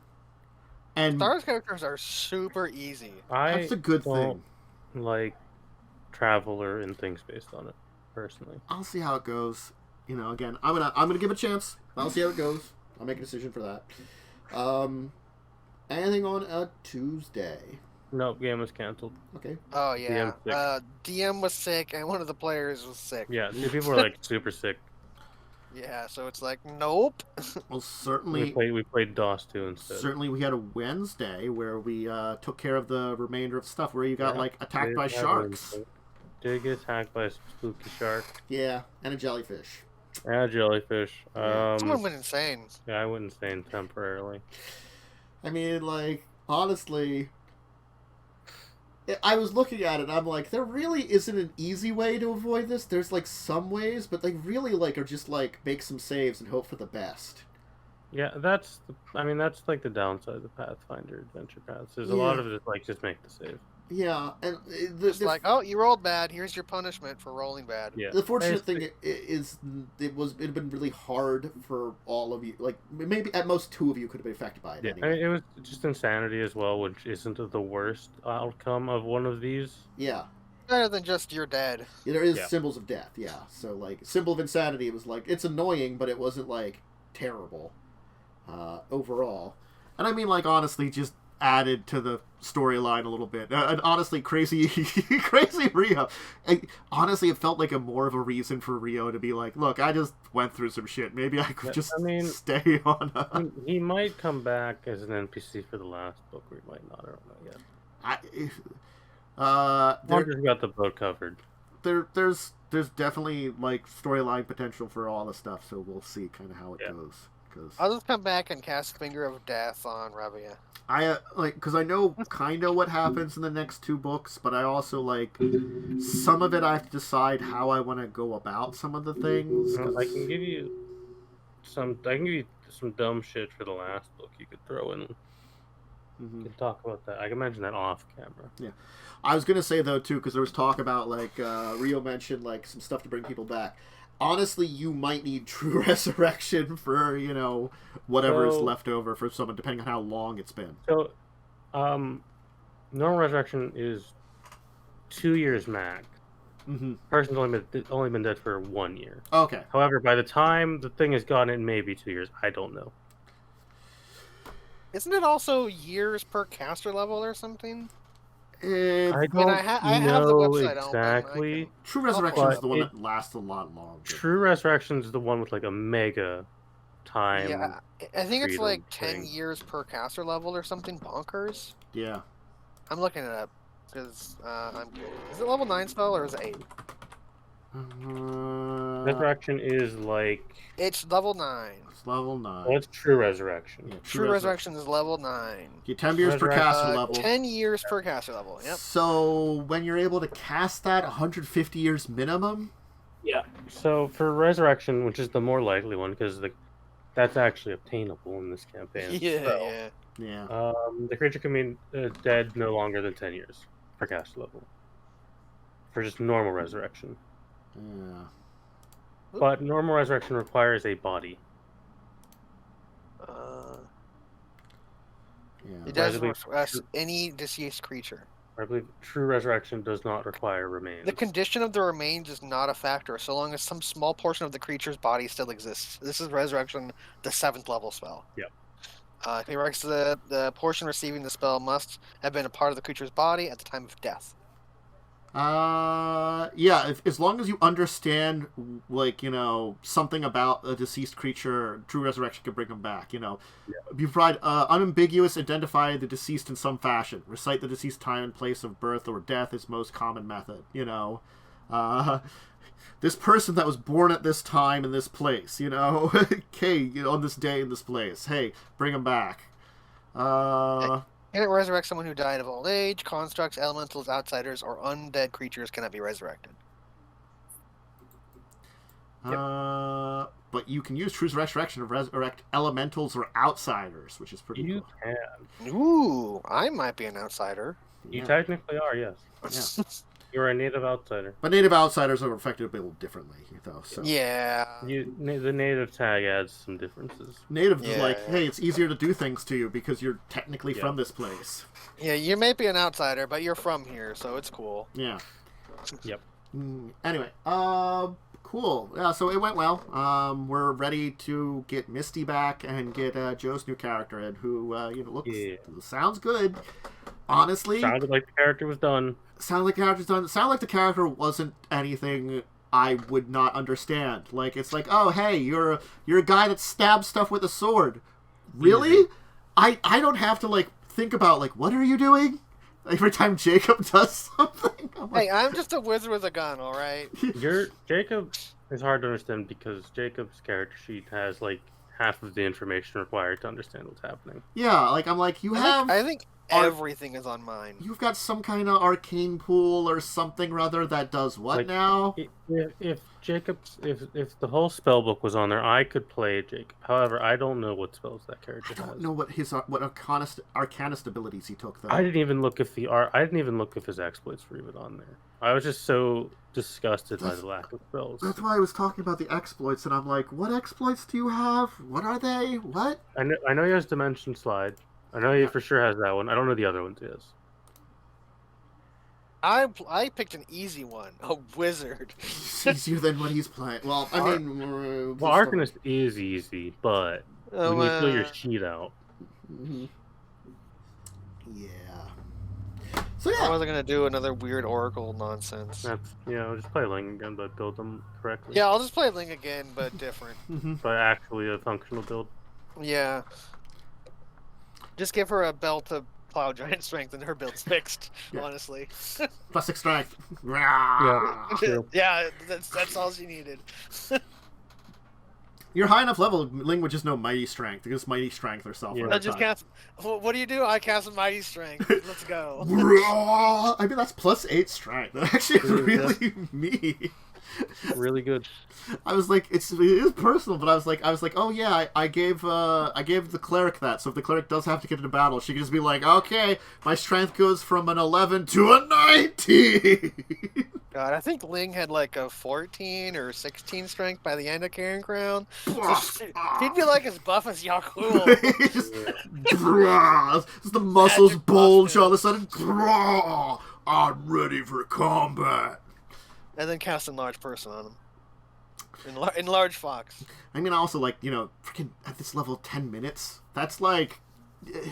Unless you're, like, fucking around a lot, that is probably most of the encounters you'd get in a battle. That's the kind of the way to look at it. It's a dungeon's worth of encounters, usually. Yeah. At least until you have to go rest or something. Because, again, like, unless you're spending... Then you just cast it again. Yeah. Oh, this looks like a dungeon. I'm going to cast Mighty Strength. Let's continue. Yeah. Let's see what there is, that there's any kind of dangers, and let's eliminate them, and then we can go back and explore rooms a little bit more. We're like, we can check. Step Anyway. 1, murder everything and then consume it. Step 2, explore. Anything on a Thursday? Yeah, I do Thursday stuff. It was a Thursday game. I don't fully remember what you did. I I know you went to the tower. the tower. Oh my god. I remember you talked to a ghost lady who. Yeah, but the thing is, we fought a couple skeletons to get to the tower. Yeah. And then the tower was locked, so they had to pry it open. I just flew up, Mm-hmm. and I found we rolled so bad. Most of the rolls were under 12. I think there were only 3 successful skill checks that entire. I think I had 2 successful skill checks, maybe 3, and I think I had 2 successful attacks. Yeah, it was real bad. And this is a 3-hour game. It was real bad. I rolled dog shit. But the funny thing about the ghost is we're looking for a skeleton, like a bardic skeleton.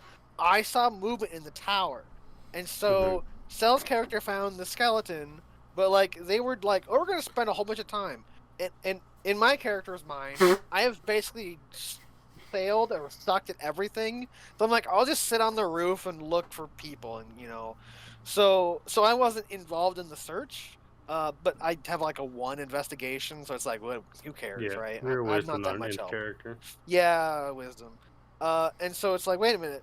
Describe the skeleton again, because we're looking for a skeleton. This is all out of character. It's well, they're a skeleton. It's are there bones connected? It's yes, but they're not an undead skeleton. So it's well, what kind of clothes they're wearing? They're wearing nice clothes. And so it's wait a minute, what's the name of the skeleton we're looking for? Yeah, you were looking for a skeleton named Nathaniel. He wasn't in that area, but I understand. He could have been. He was just hiding in the closet, pretending to be dead. Yeah, obviously. Because his bones were Phil connected. spends 5 minutes interrogating this inanimate skeleton and demanding it speak. It was great. It was the best part. Wasn't this cool noble skeleton Nathaniel? It was just a dead woman. She was kind of a bitch. Whose ghost was why are you manhandling my corpse? And she just shoved him into a closet, repeatedly. She was kind of rude. We fought a giant screaming skeleton monster. Giant screaming skeleton. Yeah. That was one of the things I think I succeeded on my religion check on. That was one of your succeeded checks, yeah. Yeah. Congratulations. And it one-shotted our monk. Good. Just oh, it does 18 damage. Oh, I'm down. It's oh no. But it didn't have a lot of hit points, thankfully. No, it didn't have a lot of hit points. I think I did 1 or 2 damage to it. It got 1 attack off and then died. Yeah. I basically planned for that. And then we explored a ruin or whatever, and then we reunited a ghost. Explored a crypt. You robbed it with permission. Yeah, I think I got some sweet armor. You got Mithril breastplate. Which is modified there's now. Some other items that people got. I don't fucking remember. Yeah. Then we went to some other tower. We went to a different tower in the middle of a forest. You couldn't enter it because it was warded, and you're a fiend. I couldn't enter it because it was warded from good and evil. Yeah, and you're which a includes fiend, fiends. so you actually physically could not enter that tower. Yeah, I couldn't go in. You'd have had to try to dispel it, which good luck. I don't have dispel magic. We were level 3. Yeah, people went in. They found a locked gate with a book bound in flesh behind it. There was also a skeleton with a sword and there was a skeleton with shotgun. a sword and a shotgun, which was a reference to Ash Williams' Evil Dead, because he has a shotgun and a chainsaw. But I can't put a chainsaw in this game because they don't exist. I told them to grab that sword, but no. The sword was magical. Which they had detect magic up, so they should have known it was magical. Nope. Sword was magic. It was a +1 sword. Oh well. I mean, I have a weapon. It's lost forever. Yeah. Some goblin stole it and went to another universe. Yeah. Damn it, I have to give Shank a +1 rusted Shank, longsword yeah. now. +1 really rusty longsword. Ah, man. It's like, what do It counts as magical, but it also has a -2 to its damage modifier. Yeah. I'll just, put it on with the rest of the weapons and It stuff. does and, tetanus damage. It does tetanus damage. You just, look at it, you're like, I'll just keep this. It's probably helpful. It shanks people. You can It shank shanks people with it. Technically, Look, that's what yeah. daggers are for. Yeah, you can shank with a Um, broken ass longsword. Yeah, you grab the book. Book has a demon in it, maybe. Yeah, it talked to me and it said, "Let me Said- free." And I'm like, said- "Well, this book is awful." It's a book bound in flesh. What do you expect? It's a very friendly. very evil book. No, And you gave it to friendly. the nice old You wizard. gave it to the man. nice old wizard man. He's probably not going to perform some evil No, you put it in a necromantic box. ritual You just and threw it in become his... young again. No, he put it in a box and he threw it in his fucking basement. We also got paid, and I think we're having downtime. You have downtime now, yeah. How much downtime's kind of up to you? I mean, I'm assuming it's just the 1 week of downtime, just the standard downtime. Yeah, but like... I commissioned a cool new whip. We'll have Yeah, to you figure have a- out the you have a- rules for that. Cold iron whip. Yeah. Cool. Yep. Anything on a Friday? No. No, that one was also canceled. I don't remember why. I don't I think one of the players was somewhere else. I don't know. There was something. You were like moving your room. Something was then- canceled, and yeah, I was like moving stuff. I was done by the time that game Yeah. was gonna be run. It's a lot of games. Hopefully we'll play next week. A I lot actually of kind of canceled like games. that game. It's getting better. Yeah.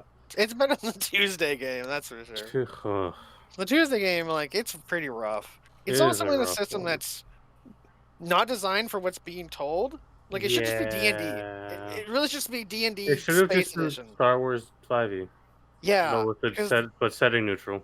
Yeah, and it's like, okay, it's for space D&D, and here's all this combat. Because I would have made a completely different character if it was, hey, we're going to have a lot of combat in this game.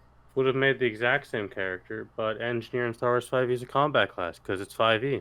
Yeah. I certainly have more than 8 fucking HP. Oh, God. You'd have, like, more than 8 HP at, like, level 2. You might even have 8 HP at level 1. Good times. So Yeah. an amazing week of things.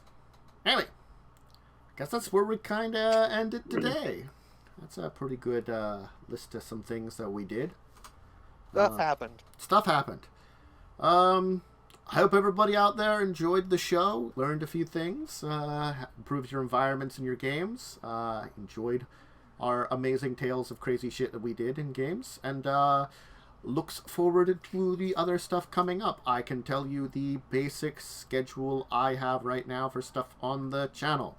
Monday, Resident Evil 3 Remake. I'm sorry. No, look. Isn't that one like Mega stripped down? It's fine, but when you compare it to the original, it's kind of bad. It's the thing is like it's the stuff they actually kept in the game. They did a pretty good job of upgrading. It's got like 2 problems, but they're kind of big problems. Yeah. But if you can look past them, it's like a pretty good game. Yeah. Is there any Jill sandwiches though? No, they don't actually have that line in any of the remakes. Oh, that's so sad. Like, there are certain other things that they, like, the way that they did things, it's fine, they work, they're okay, they match like this. But, like, they did take out a lot of content technically. There's certain things that, honestly, like the Crocodile in 2, they could have just kind of skimmed over and I wouldn't have been problem with that, The thing I will say is the final... Because you've played the original Resident Evil 3, I assume. Yes. The final Nemesis fight in Remake is like 1,000 times cooler and better. Yeah. There's only one... I mean, Nemesis is kind of shit in Remake, because he's also just kind of shit in the original. People remember him as this really cool guy, but he's actually really shit at what he does. Well, it's like the thing of, like, I remember you could just avoid him a lot, and you could beat him up to get items, and then also... I was actually like listening to some people talk about it. I didn't realize how scripted everything was in the original. Yeah, no one remembers how scripted it is. It's incredibly scripted, So, Damn, that's a 16 perception. Holy shit. I have my complaints. Oh, I have that too. Yeah. Never mind. 3 remake. I won't say them here. But I'll play through it. You know, I've played through. I finished 2 remake. That final fight with G kind of sucked. Yeah, the final G fight is really bad. I'm like, if the system doesn't want you to have the kind of combat you have to have, and I feel like I felt that a lot.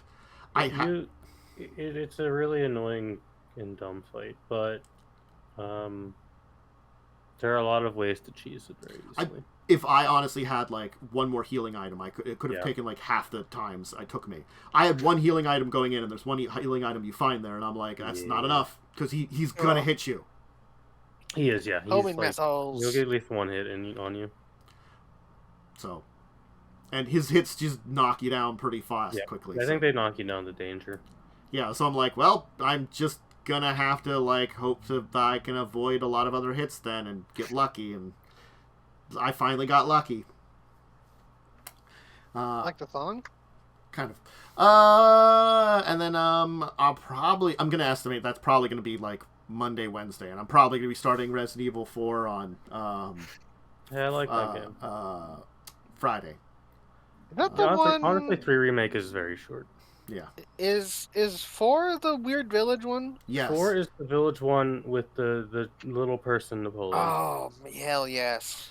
So that's gonna be. You stream so early though. I'm like in bed and my phone will like chirp chirp and I'm like, what's going on? Oh, Tantus is streaming. I don't want to wake up yet. Surprisingly, it's around like 11 o'clock, 10 to 11. That's like it's like 7 to 8 for me. Yeah. So sometimes West I'm Coast. like not awake. On some days I am technically functional enough to couch go up and like look at the stream and complain. Yeah. However, I shouldn't be present for that with Resident Evil 3.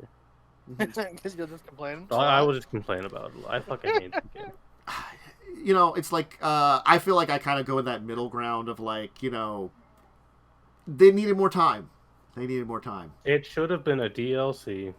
Yeah, the level of it, like with how little there is, should have been more DLC. I paid $60 for it. I'm mad about that. Yeah. Should have had a free season pass that finished the game. That's why the multiplayer version of it was actually kind of fun. I'm just hoping, you know, like, it's the thing of like, I can see where there could be improvements on 4. So that's why the 4 remake I'm not super against, but it's sort of like also like, there's a lot they could screw up. So I just don't know how they're going to go with it. I don't really trust the 4 remake, but I'll wait and see. Because I didn't trust the remake of 2 when it was announced. Oh, you know what is getting remade though and looks friggin' awesome? Dead Space. Hell yeah. Really it's like, oh man, that's like one of the only games for PlayStation that I own. Is like, Dead Space 1. God, it's like gonna be a good bit for horror games. You got Callisto, which is basically Dead Space, and you've got a Dead Space remake. Yeah. So there's some stuff coming up. Wednesday Pirates. Probably either on Tuesday or Thursday. Get a little bit more Pathfinder Wrath of Righteous. I will try to basically. I'm planning on either like maybe later on tonight or maybe tomorrow at some point or Monday. I'm gonna play a little bit of it off stream and just do those battles off stream and like save it afterwards. Because it was like a battles and a puzzle, and I'm like, and the puzzle was kind of just dumb. Hell yeah, puzzles. Yeah, it was just spin this thing until it's in the right position, move one of your NPCs on top of it, repeat 5 times for treasure. Oh, it's one of those waste time puzzles. Yeah. It's a waste time puzzle, yes. Like that Resident Evil 0 one where I was watching that and like, why do you have to go push that button? It was a flipping switches thing. See, they did that in Mass Effect 1, except for they told you the numbers of the switches that you'd flip, so you'd be like, oh, I need this one, and this one, and then you just did that.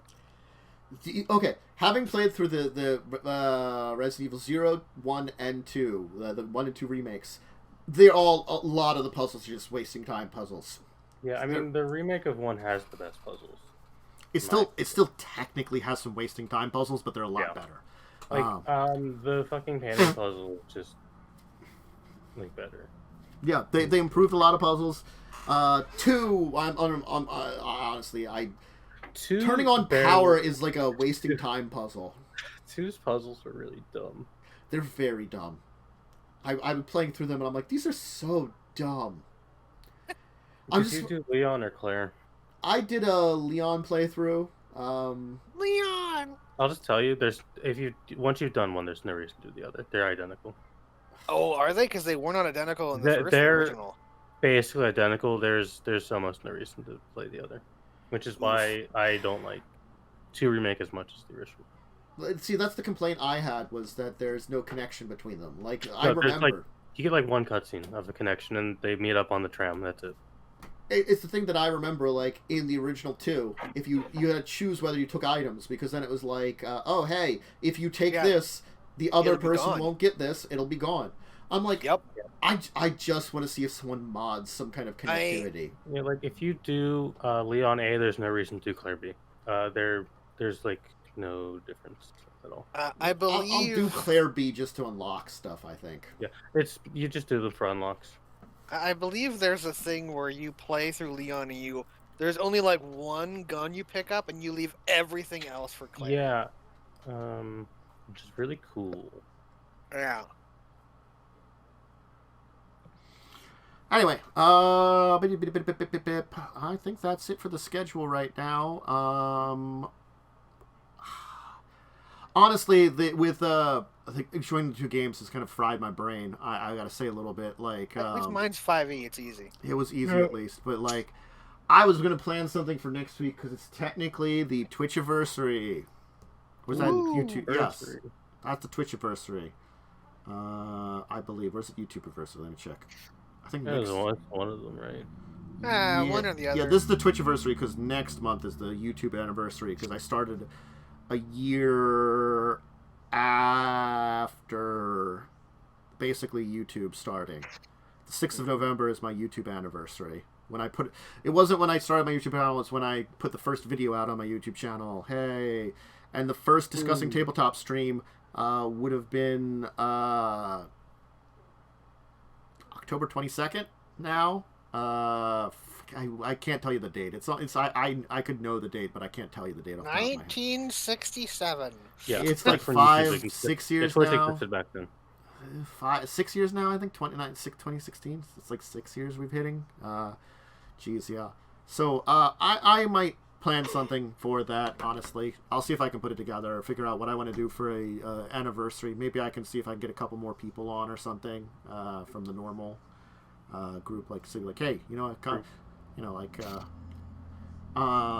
and maybe a stupid one shot. I might just have it just a longer special episode of Discussing Tabletop, discussing some of our more interesting things, or something like that. I don't know. Do that too. I'll figure it out. I'll try to do that this week and figure that out finally, because again, I've at least gotten one of the characters done, and the other one I might do on Monday. I don't know. I mean, Traveler's easy. I just don't like the system. I just don't know what I want to build either. Don't expect if Traveler. I think it's the one where it's like you will basically have no HP and you will have shit skills forever. You're a normal person. Just have a little bit of everything and be bad at everything. It's a system.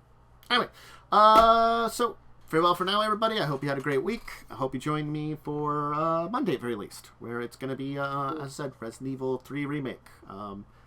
I'm definitely have to play more Resident Evil stuff and things like that. So we'll see about when I do and stuff like that. Anyway, bye everybody. Farewell. Bye.